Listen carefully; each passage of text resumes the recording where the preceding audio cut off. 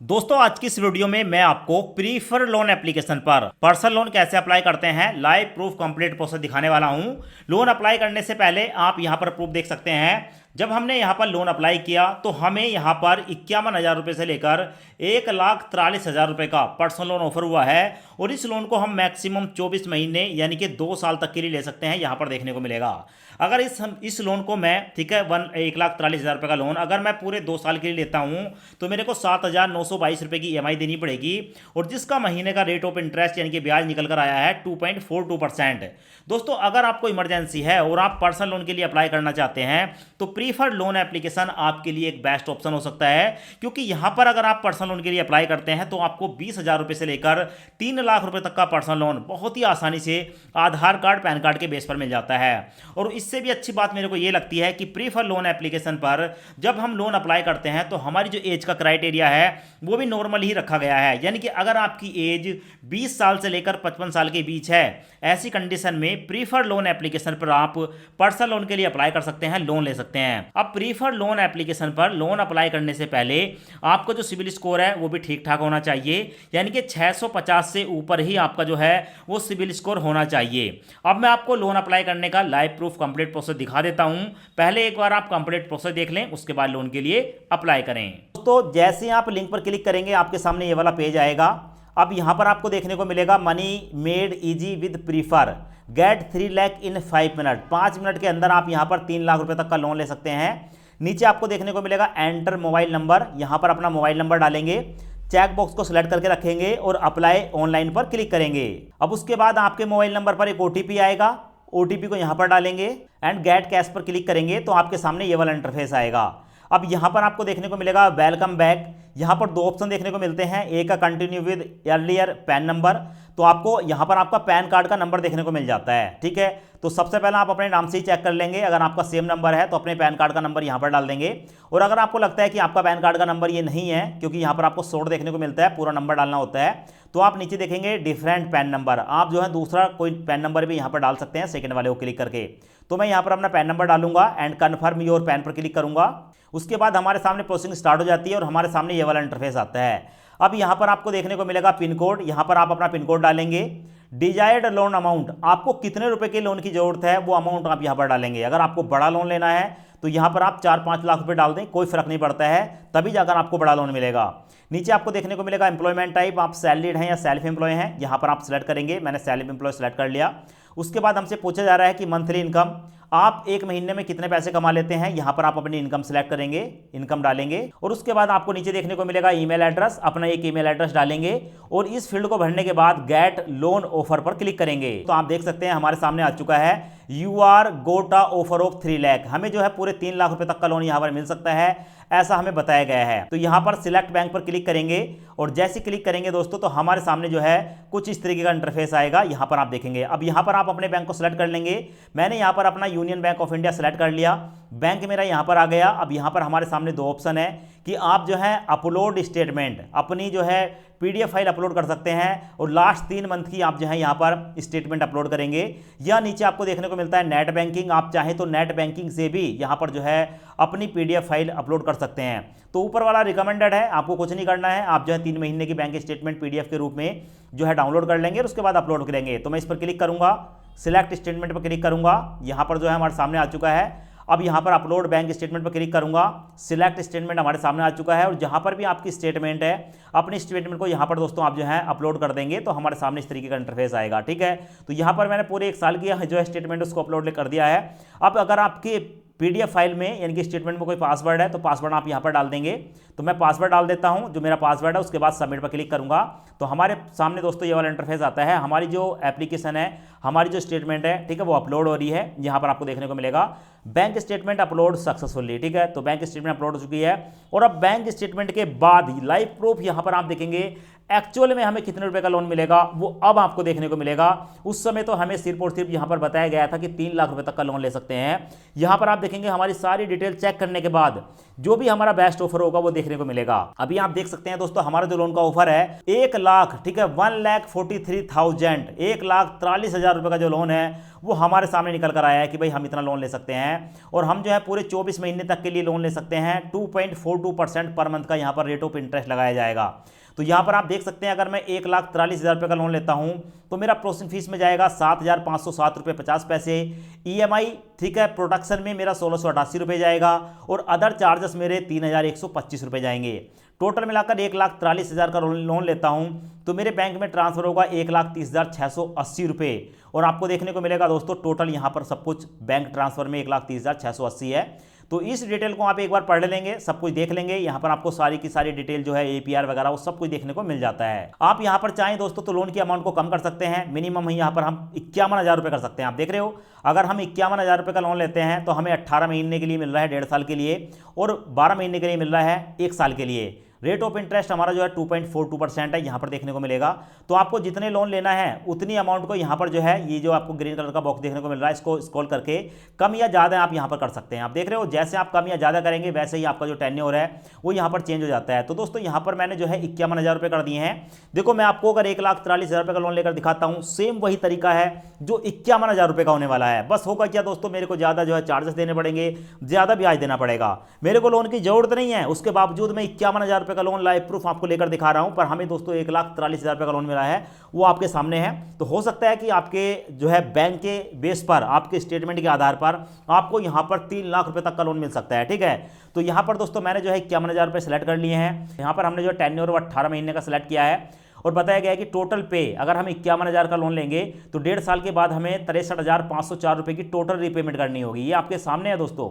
नीचे आप देखेंगे लोन अमाउंट 51,000 रुपये है, प्रोसेसिंग फीस में 2,677 रुपये जाएगा, 602 रुपये ईएमआई प्रोडक्शन है, 1,291 रुपये के अदर चार्जेस हैं। अदर चार्ज को में आप जो है प्रोसेसिंग फीस लगा सकते हैं। इसके साथ साथ यहाँ पर आपको देखने को मिलेगा ट्रांसफर टू योर बैंक 46,430 रुपये हमारे बैंक में जाएगा। लोन लेने के लिए प्रोसीड पर क्लिक करूंगा। उसके बाद दोस्तों यहाँ पर प्रोसेसिंग स्टार्ट हो जाती है। आपके सामने है लोकेशन एक्सेस इज इंपॉर्टेंट, यहाँ पर हमसे परमिशन मांगी जा रही है, अलाउ पर क्लिक करेंगे। अब दोस्तों उसके बाद हमारे सामने ये वाला इंटरफेस आता है। यहाँ पर हमसे पूछा जाता है कि आप ये लोन ले रहे हैं, उससे पहले आपको कुछ और डिटेल देनी होगी। जैसे क्या दोस्तों मदर नेम, अपनी मदर का नाम बताएंगे। वेयर बिल 51,000 बी यूज, आप इस पैसे को कहां पर यूज करना चाहते हैं। जैसे आप यहां पर जो है कॉर्नर पर क्लिक करेंगे तो आपके सामने बहुत सारे रीजन आ जाएंगे। ठीक है, कि भाई आप घर खर्च करने चाहते हो, कोई इलेक्ट्रिक वाहन लेना चाहते हो, ठीक है, कहीं पर भी कोई भी चीज आप यहां पर सेलेक्ट कर सकते हैं। नीचे देखने को मिलेगा करंट रेजिडेंस टाइप, यहां पर आपको बताना पड़ेगा कि भाई आप रेंट पे रहते हैं या आपका अपना घर है। नीचे देखने को मिलेगा करंट रेजिडेंट पिन कोड, आप जहां पर रहते हैं वहां का पिन कोड डालेंगे। आप अपना स्टेट बताएंगे, डिस्ट्रिक्ट बताएंगे और आप अपना एड्रेस बताएंगे जहां पर आप रहते हैं। थोड़ा सा नीचे स्क्रॉल करेंगे तो आप अपना सिटी, विलेज, टाउन वगैरह यहां पर बता सकते हैं। और ये पूरी की पूरी डिटेल को फिलअप करने के बाद दोस्तों बिजनेस डिटेल पर आप क्लिक करेंगे। उसके बाद आपके सामने ये वाला इंटरफेस आता है। यहां पर आपको देखने को मिलेगा tell us about your business. अब आपको अपने बिजनेस के बारे में बताना पड़ेगा। आप जो भी काम करते हैं उस बिजनेस का क्या नाम है, दुकान का क्या काम है, ठीक है, किस नाम से है वो यहां पर आप डाल देंगे। उसके बाद बिजनेस टाइप, आपका जो बिजनेस है वो किस प्रकार का है। तो बहुत सारी कैटेगरी है, किराना, ग्रोसरी, प्रोविजन स्टोर, यहाँ पर आपको बहुत सारे ऑप्शन देखने को मिलेंगे। यहाँ पर जैसे क्लिक करेंगे तो आपके सामने जो है दोस्तों पूरी डिटेल यहाँ पर ओपन हो जाती है। उसके बाद नीचे देखने को मिलेगा बिजनेस प्लेस ओनरशिप। ठीक है, आपका जो बिजनेस है आप इसमें किस पोस्ट पर हैं। तो अगर आपका अपना बिजनेस है ऑन पर क्लिक करेंगे। नीचे देखने को मिलेगा बिजनेस एड्रेस, अपना बिजनेस एड्रेस बताएंगे, स्टेट बताएंगे, डिस्ट्रिक्ट बताएंगे, हाउस नंबर, वही एड्रेस आप डाल सकते हैं जो आपके घर का एड्रेस है, कोई फर्क नहीं पड़ता है। उसके बाद देखने को मिलेगा अपलोड सेल्फी, आप अपलोड सेल्फी पर क्लिक करेंगे और जैसे क्लिक करेंगे आपके सामने ये वाला इंटरफेस आएगा। यहाँ पर देखने को मिलेगा ओपन कैमरा और उससे पहले बताया गया है कि भाई आपका जो चेहरे पर ठीक ठाक रोशनी होनी चाहिए, डायरेक्ट कैमरे के सामने आपको मूव करना है और आपका जो बैकग्राउंड है क्लीन होना चाहिए। यहाँ पर ओपन कैमरे पर क्लिक करेंगे और अपनी एक सेल्फी कैप्चर करेंगे और उसके बाद अपलोड पर क्लिक करेंगे। उसके बाद देखने को मिलेगा प्रोसीड वाला ऑप्शन, प्रोसीड पर क्लिक करेंगे और प्रोसीड पर क्लिक करने के बाद दोस्तों आपके सामने जो है सेल्फी का जो प्रोसेस है वो कंप्लीट हो जाता है। और उसके बाद आपके सामने आता है share your detail for KYC. अब आपको अपनी केवाईसी करनी होगी।